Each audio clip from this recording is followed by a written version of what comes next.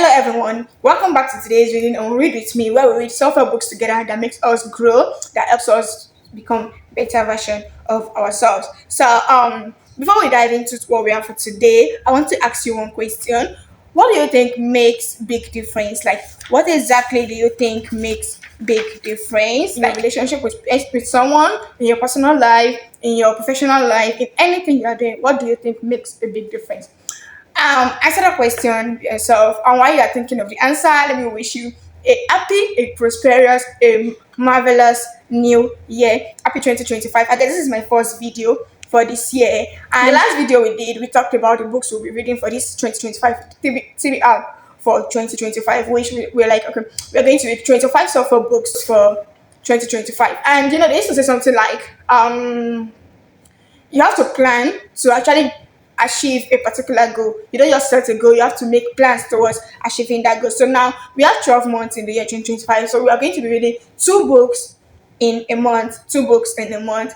If you are coming across this video and you don't know about the video I'm talking about, just check the last video I posted. You will see the 25 books that has been listed, in which the number one book we said we'll be reading is Atomic Habits. Atomic Habits by James Clear. So the question I asked the other time, what makes a big difference?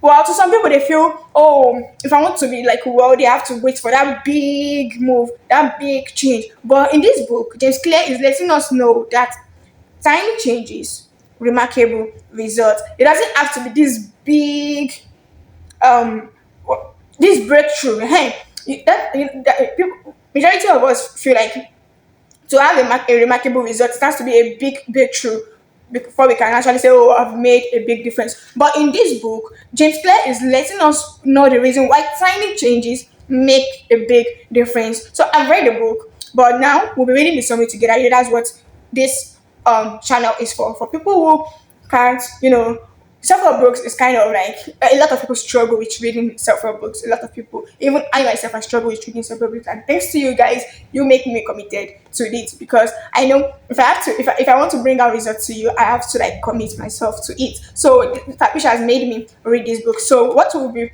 treating together will be the summary of chapter 1 to 5. That's what we'll be reading for today's reading. So now, read with me. Let me guys read the content of the table of contents for that chapter 1 to 5. We have why tiny changes make a big difference. Then we have the surprising power of atomic habits.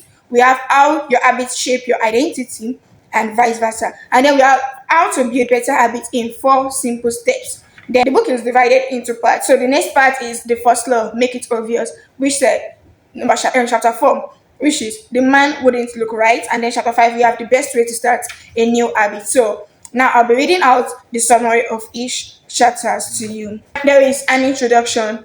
Yes, there is an introduction before the story, before the book, but I won't be reading that. I'll advise you. This book is a book every one of us should have with us, so I would advise you get it yourself. So chapter summary for chapter 1, it says, habits are the compound interest of self-improvement. Getting 1% better every day counts for a lot in the long run. Habits are a double-edged sword. They can work for you or against you, which is why understanding the details is essential. Then another point says, small changes often appear to make no difference until you cross a critical threshold. The most powerful outcomes of any compounding process are delayed. You need to be patient. I think self-help books are great because this same point, self-help books are great because this same point was also made in The Psychology of Money, where the author let us know that compounding it works magic. Compounding work magic in wealth. And now James Clear is also letting us know here that compounding process are delayed, which means compounding also works magic in your habits, your day-to-day activities, compounding together. By the time to bring out the results you want, you'll be amazed. So the next point says, an atomic habit is a little habit that is part of a larger system. Just as atoms are the building blocks of molecules, atomic habits are the building blocks of remarkable results. If you want better results, this is another point. If you want better results, then forget about setting goals. Focus on your system instead. I think this applies to me also.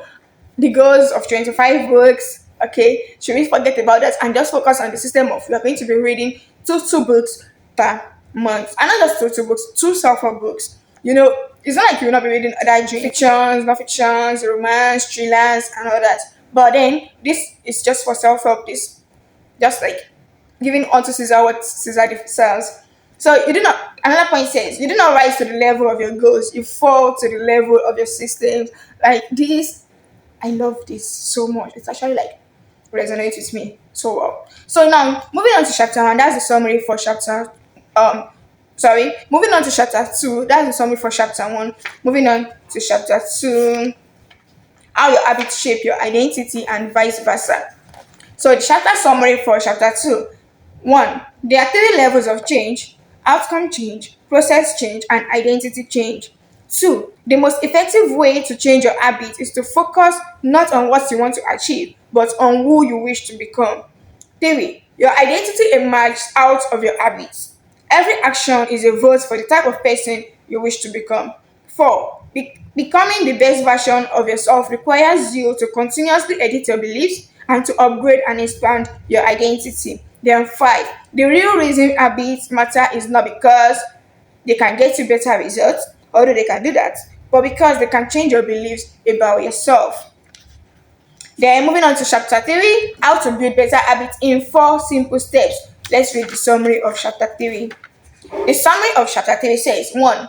A habit is a behavior that has been repeated enough times to become automatic.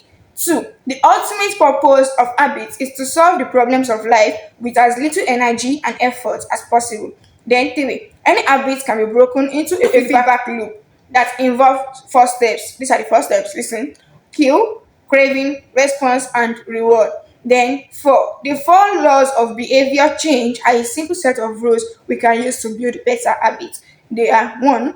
Make it obvious. 2. Make it attractive. 3. Make it easy. And 4. Make it satisfying. That's the summary for chapter 3. Then moving on to the summary for chapter 4, which is the first law: make it obvious.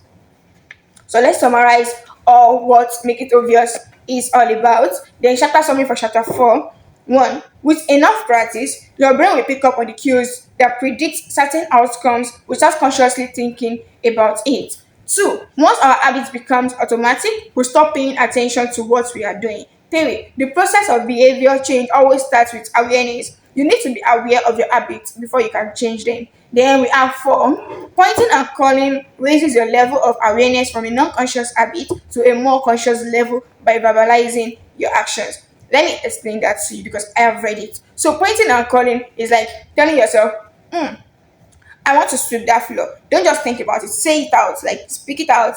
Speak it into existence. I want to read 2 pages of a book per day. I want to read 2 pages of a book per day. I want to make sure I read 5 pages of book every day before I go to bed. Speak it out. Point and calling.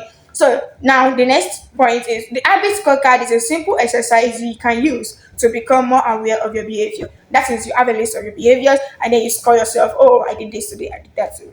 So that's the summary for chapter 4. Then moving on to chapter 5, the best way to start a habit. The summary for chapter 5 is: 1. The law of behavior change is make it obvious. 2. The 2 common cues are time and location. Let me explain this to you.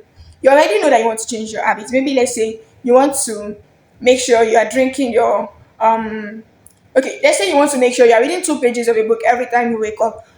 Time and location.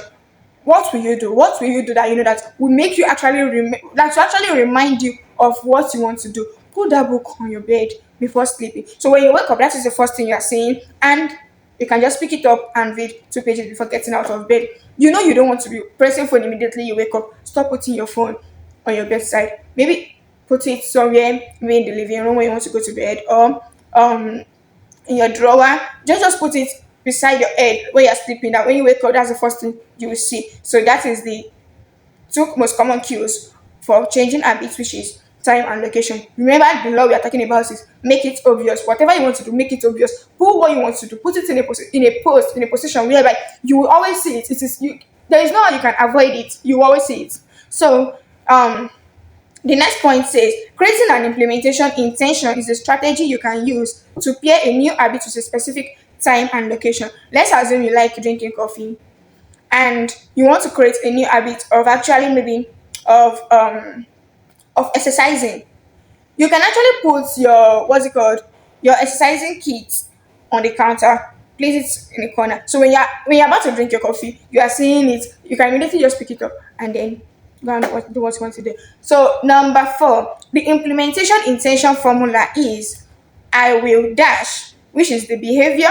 I will, you put the behavior at the time in the location. Do you understand? I will, let me say the behavior I want to cultivate a new habit. It is when a behavior compounds that it becomes a habit, an habit. So when it doesn't compound, it's still a behavior. So let's say I want to be reading 2 pages before going to bed. I will read 2 pages at, we have to put time. So I will read 2 pages at bedtime in my bedroom. That's the location, in my bedroom. So I already know that my bed is now associated with reading books every night when I want to sleep. So this is just an example.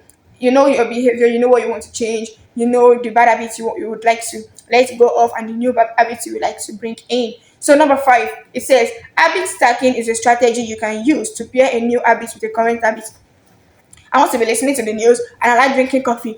Then I can start the two together. Fine, I'll be drinking coffee while I am watching the news. It's as simple as that.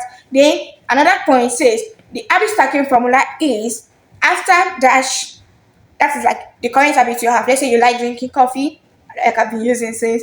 So after drinking coffee, I will dash. That's the new habit. Okay, I think I'm mixing these things up because I've read it and there are some other points in the other pages. The habit stacking all is after a habit, I will do this new habit. After a current habit, you will do the new habit. So that's the chapter summary for chapter five. Um, let's move on. Maybe we should just do the summary to chapter 10. Reason I don't feel like stopping. I feel like reading. So chapter 6 says motivation is overrated, environment often matters more. So the summary for chapter 6 is small changes in context can lead to large changes in behavior over time. That's one. Two, every habit is initiated by a cue. We are more likely to notice cues that stand out. Three, make the cues of good habits obvious in your environment. Four, gradually, your habits become associated not with a single trigger, but with the entire context surrounding the behavior. The context becomes the cue. Then five, it is easier to build new habits in a new environment because you are not fighting against old cues. Then chapter 7, we have the secret to self-control. The secret to self-control. So let's read out the chapter summary for that.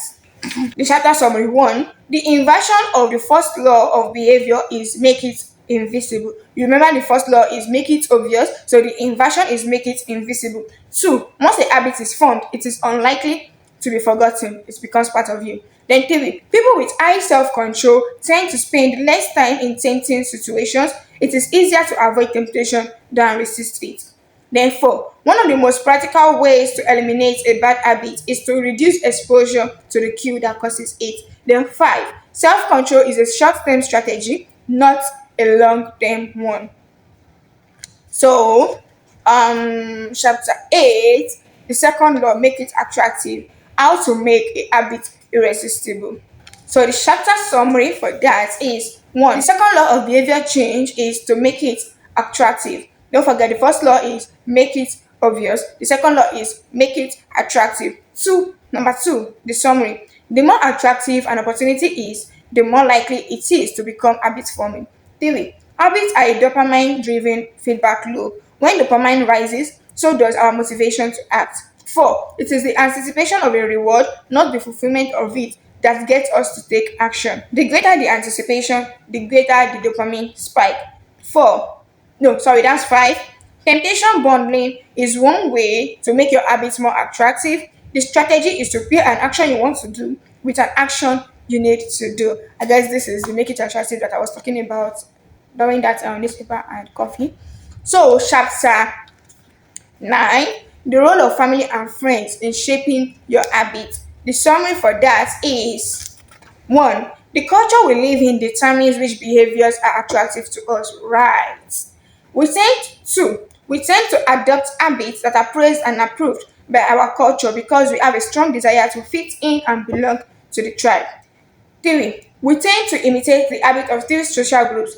One, the close family friends, the close, which are the family and friends, the many, which is the tribe, and the powerful, I guess that's kind of like the society. So it's not written here. So for one of the most effective things you can do to build better habits is to join a culture where one, your desired behavior is the normal behavior.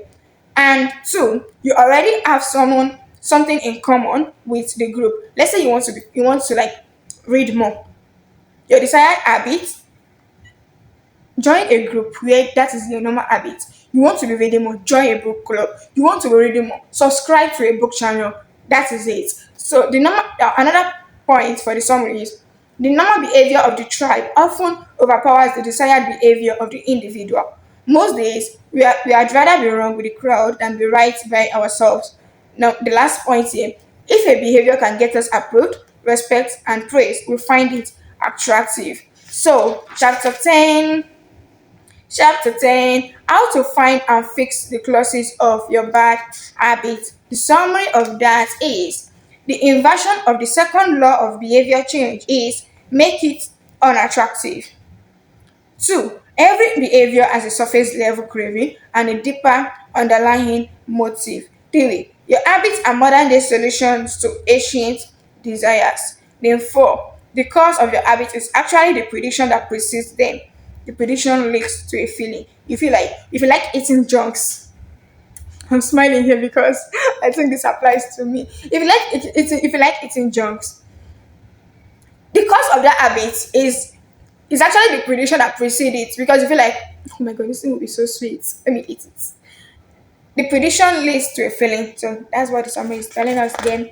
And then the next point says highlights the benefit of avoiding a bad habit to make it seem unattractive. If you want to highlight the benefit of avoiding a bad habit like eating junk, you can highlight like, okay, too much sugar is not good for my health. So it will make it unattractive. If I have too much sugar, what will happen to me? Put the cost down. What will happen to you? I know you don't want it to happen to you. So that will actually make you think twice before going for that junk every day. So the next one is habits are attractive when we associate them with positive feelings and unattractive when we associate them with negative feelings. So create a motivation ritual by doing something you enjoy immediately before a difficult habit. So that will be all for this reading. I hope you've learned something and I hope you're going to work towards it. Atomic Habits. It's a good book. So I hope you're going to like try and make use of the points given here by the author to change your bad habits to the good ones or to actually grow the good habits you wish to grow. So thank you all for joining us for today's video. See you at our next reading. Till then, stay good, be good. Love you all. Bye.